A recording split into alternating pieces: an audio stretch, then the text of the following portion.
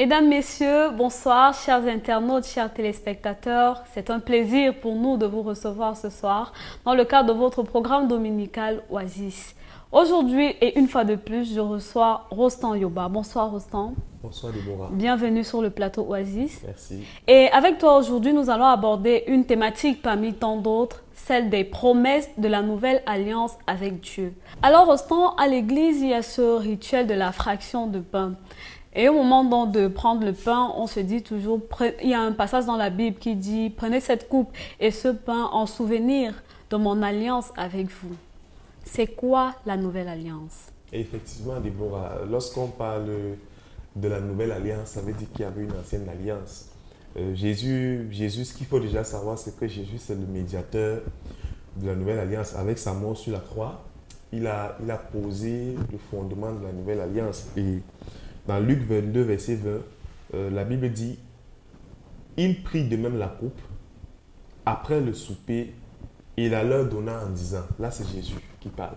« Cette coupe est la nouvelle alliance en mon sang qui est répandue pour vous. » Donc Jésus par son sang nous a introduits dans une nouvelle alliance. Et aujourd'hui, nous allons parler de quelques promesses de cette nouvelle alliance parce que Jésus est venu vraiment pour nous ouvrir, pour nous introduire dans une alliance avec le Père, une nouvelle. Et donc, lorsqu'on parle en général d'une promesse, Deborah, c'est un engagement vis-à-vis d'une personne, c'est un engagement qu'on prend vis-à-vis d'une personne. Et une promesse, elle peut être conditionnelle ou pas. Alors, le niveau de confiance qu'on peut accorder à une promesse dépend du niveau d'accréditation de la personne qui fait la promesse. Donc, si je prends l'exemple d'une entreprise où le manager, bon, on a une personne qui travaille quelque part, il est peut-être stagiaire en stage professionnel, et puis son manager lui dit « Je te donnerai un contrat CDI ». Il lui fait une promesse « Je te donnerai un contrat CDI ». Alors, tu crois à la promesse de ton manager, bien évidemment, parce que c'est ton manager. Si le directeur de l'entreprise vient te dire « Je te donnerai une promesse », je te donnerai un CDI, pardon, un contrat CDI. C'est clair que tu crois en ce que ton manager t'a dit, mais tu as plus foi en ce que le directeur t'a dit parce que c'est quand même une autorité qui a un certain niveau d'accréditation. Et puis, je vais aller plus loin. Si le propriétaire, le détenteur de l'entreprise te dit « Je te donnerai un contrat CDI », c'est clair que tu auras encore une plus grande croyance, une plus grande foi en cela. Donc, qu'est-ce que je veux dire par là? C'est que la promesse qui est faite, la capacité à croire à la promesse qui nous a été faite dépend du niveau d'accréditation de celui qui nous a fait une promesse. Et gloire soit rendue à Dieu. Aujourd'hui, chers auditeurs, nous allons parler des promesses faites par Dieu, le Créateur. Celui qui est, celui qui a toujours été, celui qui t'a créé et qui m'a créé. Nous allons parler des promesses qui ont été faites par celui qui a le niveau le plus haut d'accréditation. C'est une merveille. Et la Bible dit dans Nombre 13, verset 19, « Dieu n'est pas un homme pour mentir, ni le Fils de l'homme pour se repentir. Ce qu'il a dit, ne le fera-t-il pas? Ce qu'il a déclaré, ne l'exécutera-t-il pas ?» Alors, cher auditeur, je t'invite à écouter ces moments que nous allons passer ensemble en gardant à l'esprit que Dieu n'est pas un menteur et qu'il peut tout. Donc, gardons la foi et gardons l'écoute. Rentrons donc dans le vif du sujet, Rostan. Quelles sont les promesses de Dieu dans la nouvelle alliance et quels en sont les piliers? Alors, quelles sont les promesses de la nouvelle alliance avec Dieu? Alors, je tiens à noter qu'il y a plusieurs promesses. Dans le cadre de cette émission, nous allons nous attarder sur quelques-unes de ces promesses.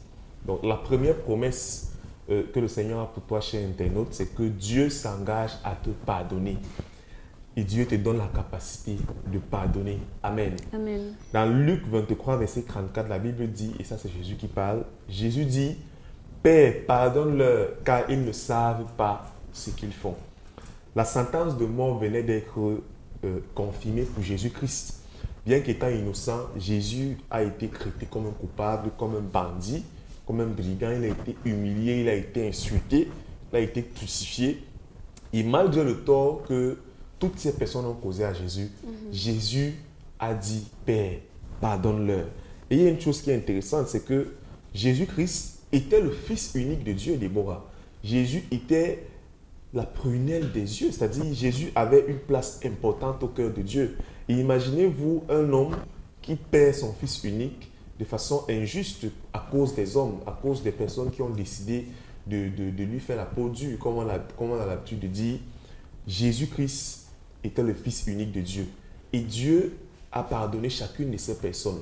Parce que Jésus a dit, Père, pardonne-leur, car ils ne savent pas ce qu'ils font.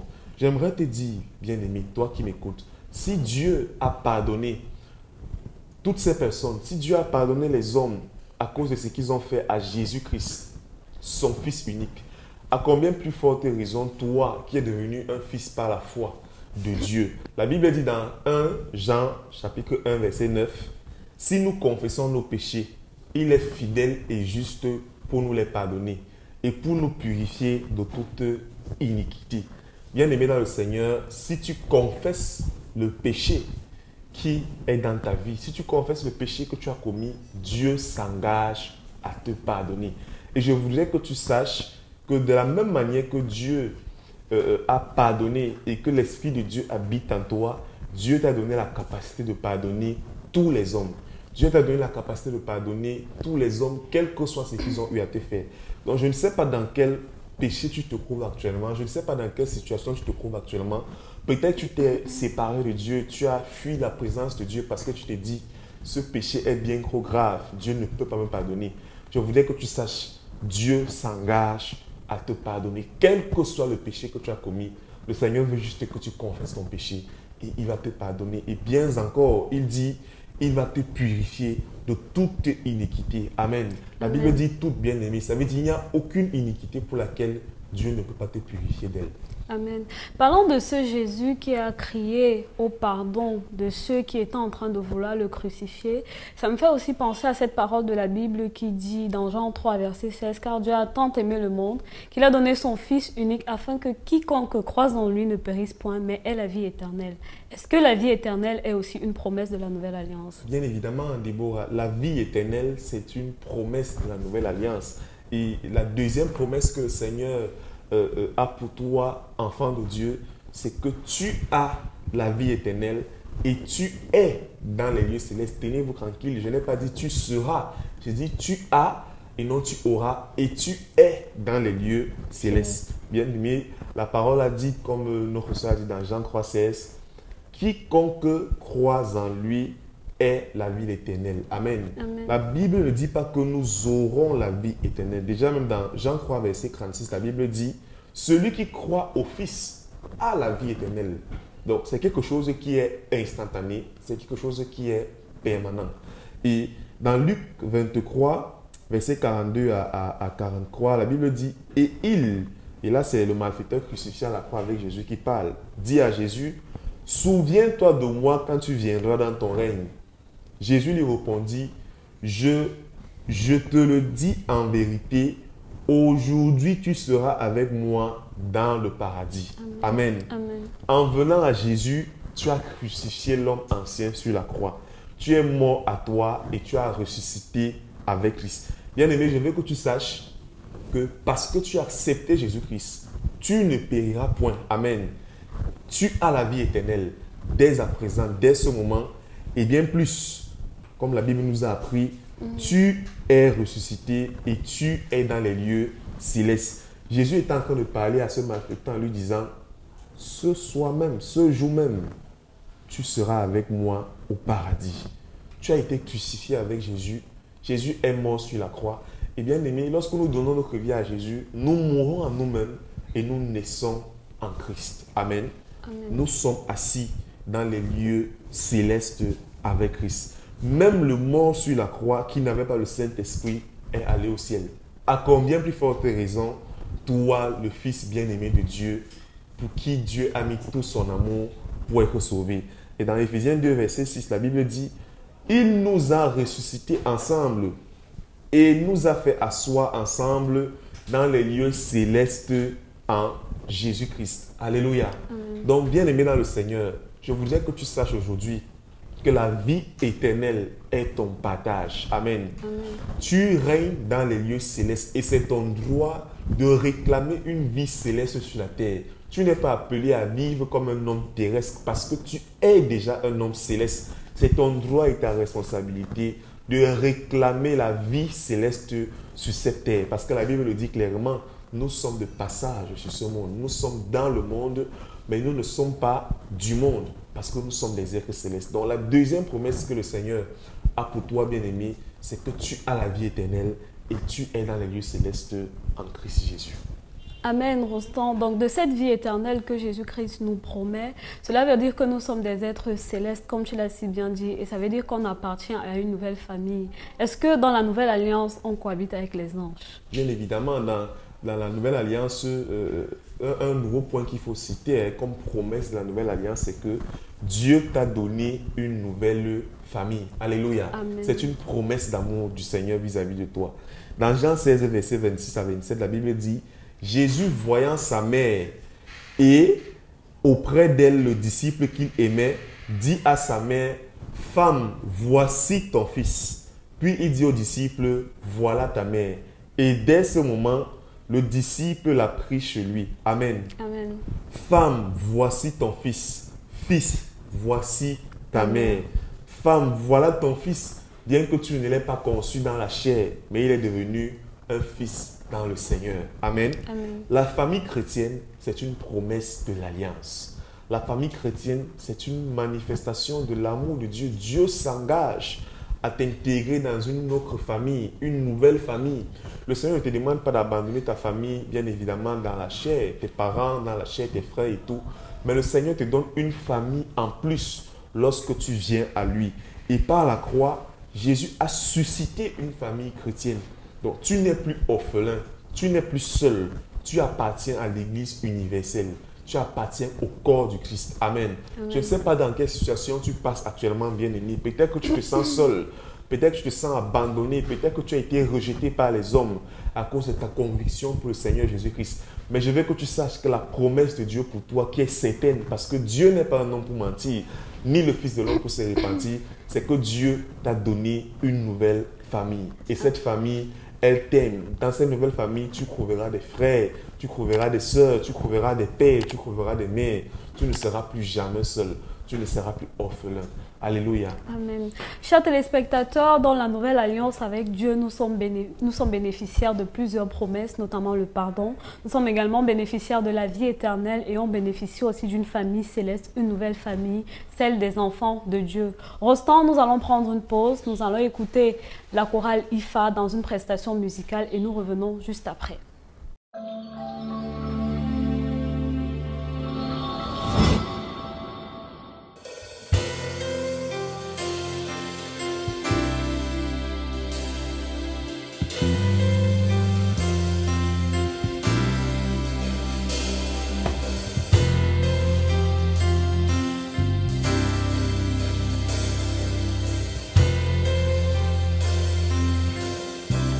Notre Père qui es aux cieux, notre Père qui es aux cieux,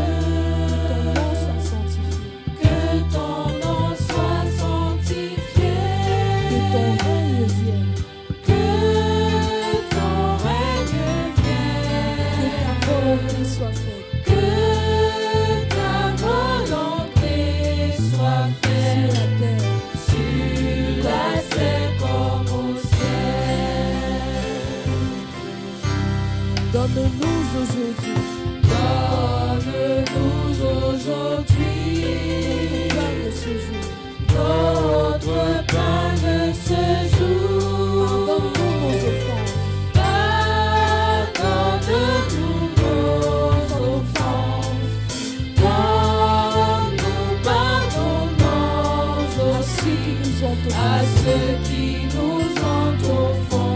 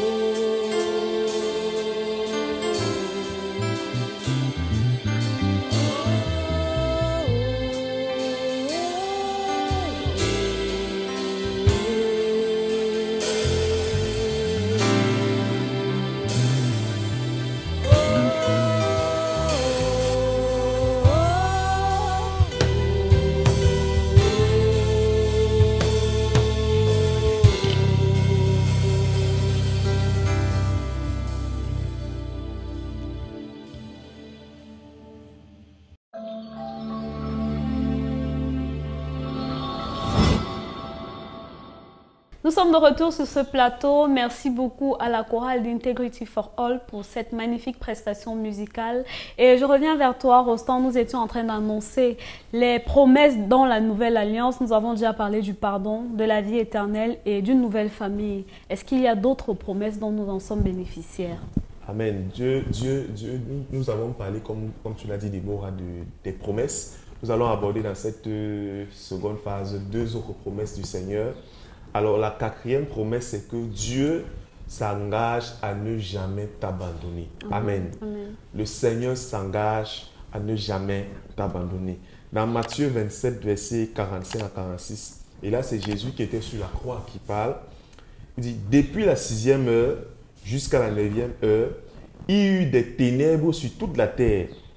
Et vers la 9e heure, Jésus s'écria d'une voix forte, Élie, Élie, lama sabachthani, c'est-à-dire, mon Dieu, pourquoi m'as-tu abandonné? Amen. Cette situation, c'est une illustration de la situation par laquelle les hommes se sont sentis autrefois. Jésus avait expérimenté, il avait eu le sentiment d'abandon. Jésus était sur la croix, Jésus avait été crucifié et Jésus s'est écrié en disant au Père, Père, pourquoi m'as-tu abandonné? Beaucoup d'enfants de Dieu, beaucoup d'hommes aujourd'hui se demandent bien, Père, pourquoi m'as-tu abandonné? Père, quand je regarde à ma situation, je crois que tu m'as abandonné. J'aimerais que tu saches que tu n'es pas le seul à avoir eu ce sentiment. Jésus-Christ lui-même sur la croix, il a eu ce sentiment. Et la Bible nous apprend dans Isaïe 59, verset 2, que ce sont nos crimes qui mettent une séparation entre nous et notre Dieu. En réalité, Déborah, les péchés que nous avons eu à commettre, tout ce que nous avons eu à faire qui a blessé le cœur de Dieu, ont comme érigé des séparations, des murs, des barrières, des voiles entre nous et notre Dieu. Mais la Bible dit dans Matthieu 27, à la suite des versets que nous avons lus, à partir du verset 50 à 51, il dit « Jésus poussa de nouveau un grand cri et rendit l'esprit. Et voici, le voile du temple se déchira en deux. Depuis le haut jusqu'en bas, la terre trembla et les rochers se fendirent. » Amen. Amen. Par le grand cri de Jésus-Christ, les rochers ont été fendus. Par le grand cri de Jésus-Christ, le voile a été déchiré. Je veux que tu saches, bien-aimé, par le cri de Jésus-Christ, toute forme de séparation a été détruite au nom de Jésus-Christ. tu ne seras plus jamais séparé de Dieu. Les péchés qui avaient érigé auparavant des barrières, des murailles, des voiles entre toi et ton Dieu ont été détruits. Jésus, en poussant ce dernier cri, il a brisé la séparation, il a renversé le mur qui te séparait de Dieu. Et je voudrais que tu saches, parce que Dieu lui-même, avant de quitter la terre, a dit à ses disciples dans Matthieu 28, verset 20, « Voici, je suis avec vous jusqu'à la fin du monde. » Amen. Le Seigneur est avec toi pendant les bons et les mauvais moments. Je veux que tu réalises que tu es tellement important pour Dieu. Au point où, pour que tu sois sauvé, Dieu le Père, Dieu le Fils, Dieu le Saint-Esprit, tous les croix ont dû être impliqués pour que tu sois sauvé. Bien-aimé, je veux que tu saches que si ces 3 personnes, tous ont été à l'œuvre pour que tu sois sauvé, ce n'est pas aujourd'hui, une fois sauvé, que le Seigneur va t'abandonner. Dieu ne t'abandonnera jamais. Je ne sais pas par quelle situation tu es en train de passer, cher internaute. Je veux que tu saches que le Seigneur ne t'abandonnera jamais. Dans la difficulté, dans l'épreuve, le Seigneur ne t'abandonnera pas. Sois fortifié au nom de Jésus-Christ. Amen. Amen. Merci beaucoup, Rostand. Quand tu me dis et quand tu nous dis à nous, à tous les téléspectateurs également, que Jésus-Christ est notre compagnon fidèle et qu'il ne nous délaissera jamais, cela veut dire, Rostand, que nous devons marcher dans la victoire et ne pas craindre l'ennemi. Ah oui, Déborah, ça c'est vrai. Le dernier point que je vais aborder avec vous ce soir, la dernière promesse, c'est que la victoire de Dieu est ton partage. Dieu te promet la victoire. Une des promesses de la nouvelle alliance, c'est la promesse de la victoire. J'ai dit dans la promesse précédente que peu importe la situation dans laquelle nous passons, même si c'est difficile, le Seigneur ne nous abandonnera pas. Et je veux que tu saches que le moment par lequel tu passes, les difficultés par lesquelles tu traverses, Dieu te donnera la victoire sur ces situations au nom de Jésus-Christ. Le Seigneur veut que tu sois fortifié. Dans Jean 19, verset 29, la Bible dit, quand Jésus eut pris le vinaigre, il dit, tout est accompli. Et baissant la tête, il rendit l'esprit. Amen. Jésus venait de livrer le combat le plus important de ce siècle. Jésus venait de livrer le combat le plus important de l'humanité. Peu importe la situation par laquelle tu passes, peu importe les tribulations, les jugements et tout, je veux que tu saches que tout est accompli. Dieu te donnera la promesse parce que Jésus a combattu le bon combat pour toi. Et la Bible a une bonne nouvelle pour toi, cher internaute. Dans Romains 8, verset 37, il dit « Mais dans toutes ces choses, nous sommes plus que vainqueurs par celui qui nous a aimés. » Amen. Nous sommes plus que vainqueurs. Tu es plus que vainqueur. Dans toutes ces choses que tu traverses, je ne sais pas le nom que tu peux donner à cette situation. Tu es plus que vainqueur. Alors prends courage, sois fortifié et persévère. Et je vais me joindre à Paul pour déclarer, comme Paul l'a fait lorsqu'il parlait aux Philippiens, dans Philippiens 1, verset 6. Il dit, « Je suis persuadé que celui qui a commencé en vous cette bonne œuvre la rendra parfaite pour le jour de Jésus-Christ. » Amen. Amen. Dieu s'engage à commencer une œuvre dans ta vie et ne pas t'abandonner. Dieu s'engage à te donner la victoire. Dieu te donne la victoire aujourd'hui. C'est une promesse. Alors j'aimerais, cher internaute, que tu gardes cela, que tu t'appropries de cela et que tu t'établisses dans cela. Parce qu'en Dieu, nous sommes toujours victorieux au nom de Jésus-Christ. Amen. En Dieu, nous sommes toujours victorieux. Merci beaucoup, Rostand, d'avoir rappelé ces promesses donc, de la nouvelle alliance avec Dieu. J'aimerais t'appeler à prier pour tous ces téléspectateurs qui ont suivi avec moi ce magnifique exposé des promesses de Dieu, tout en rappelant déjà que Dieu n'est pas un menteur. Et s'il a annoncé ses promesses, c'est parce qu'il est fidèle et juste pour les réaliser. Donc, on va mener tous nos téléspectateurs à prier, à se saisir donc, de ces promesses de la nouvelle alliance avec Dieu. Merci Déborah. Avant de prier, permettez-moi de lire ce verset à nos fidèles internautes. Galates 3, verset 13 à 14. Christ nous a rachetés de la malédiction de la loi, étant devenu malédiction pour nous, car il est écrit, maudit est quiconque est pendu au bois, afin que la bénédiction d'Abraham eût pour nous les païens son accomplissement en Jésus-Christ, et que nous reçussions par la foi l'Esprit qui avait été promis. Amen. Toutes ces promesses sont disponibles pour ceux qui sont ancrés dans la nouvelle alliance avec Dieu. Cher internaute, j'aimerais te poser la question. Qu'en est-il de toi? Es-tu aujourd'hui dans cette nouvelle alliance avec le Seigneur? Es-tu dans une alliance avec Dieu? Le Seigneur t'appelle aujourd'hui à lui donner ta vie. Amen. Le Seigneur t'appelle aujourd'hui à abandonner cette vie que tu mènes et à ancrer dans une alliance avec lui. Parce que le Seigneur a des choses tellement bénéfiques. Le Seigneur veut te délivrer, le Seigneur veut te faire vivre des choses nouvelles. Alors j'aimerais t'inviter, si aujourd'hui tu nous écoutes et que tu n'as pas encore reçu Jésus-Christ dans ta vie comme ton Seigneur et comme ton Sauveur personnel, parce que Jésus, par son sang à la croix, nous a introduits dans une nouvelle alliance, j'aimerais que tu fasses cette prière avec nous et que tu consacres ta vie au Seigneur. Seigneur Jésus, je te rends grâce ce soir parce que j'ai écouté ce message. Merci parce que tu m'as fait comprendre les promesses de l'alliance. Merci parce que tu as ouvert mes yeux sur les promesses de l'alliance avec toi. Je prie pour te demander pardon pour mes péchés. Je prie pour te demander pardon pour tout ce que j'ai fait qui ne t'a pas glorifié. J'accepte ton Fils Jésus-Christ qui est mort sur la croix pour mes péchés, qui a été crucifié, qui est ressuscité. Je l'accepte dans ma vie maintenant comme mon Seigneur et comme mon Sauveur personnel. Jésus, viens et entre dans ma vie et que les promesses de l'Alliance soient mon partage dès ce jour. Au nom de Jésus, j'ai prié. Amen. Amen. Prendre conscience, entrer dans la nouvelle alliance avec Dieu afin d'en bénéficier de ses promesses. C'était ça la quintessence de notre échange de ce soir. Brillamment exposé par Rostand Yoba. Merci Rostand d'être passé sur ce plateau. Moi. Merci à vous, chers téléspectateurs, de nous suivre chaque dimanche à 20h30 sur Facebook et YouTube. Merci à toute l'équipe de la réalisation. Nous prenons rendez-vous pour le dimanche prochain, même heure. Shalom. Shalom.